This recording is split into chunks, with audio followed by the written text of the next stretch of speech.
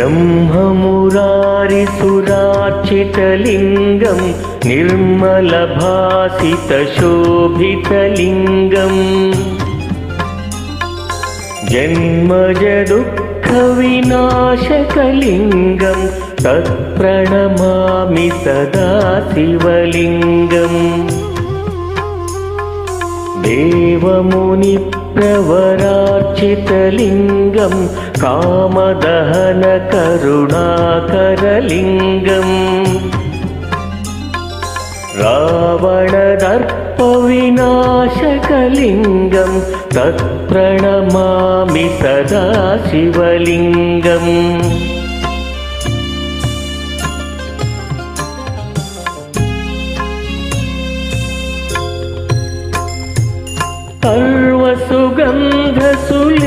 सर्वसुगन्धसुलेपितलिङ्गं बुद्धिविवर्धनकारणलिङ्गं सिद्धसुरासुरवन्दितलिङ्गं तत्प्रणमामि सदा शिवलिङ्गं कनकमहामणिभूषितलिङ्गं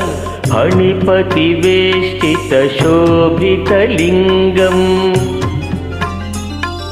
दक्षसुयज्ञविनाशनलिङ्गं तत्प्रणमामि सदा शिवलिङ्गम् कुङ्कुमचन्दनलेपितलिङ्गं पङ्कजहारसुशोभितलिङ्गम् सञ्चितपापविनाशनलिङ्गं तत्प्रणमामि सदा शिवलिङ्गम्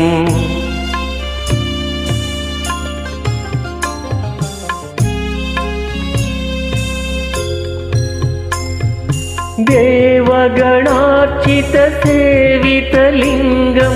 भावैर्भक्तिभिरेव च लिङ्गं दिनकरकोटिप्रभाकरलिङ्गं तत्प्रणमामि सदा शिवलिङ्गम् अष्टदलोपरिवेष्टितलिङ्गं सर्वसमुद्भवकारणलिङ्गम् अष्टदरिद्रविनाशनलिङ्गं तत्प्रणमामि सदा शिवलिङ्गम् सुरगुरुसुरवरपूजितलिङ्गं सुरवनपुष्पसदार्चितलिङ्गम्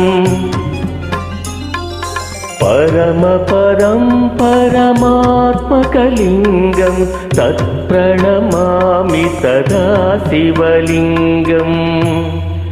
लिङ्गाष्टकमिदं पुण्यं यः पठेत् शिवसन्निधौ शिवलोकमवाप्नोति शिवेन सह मोदते।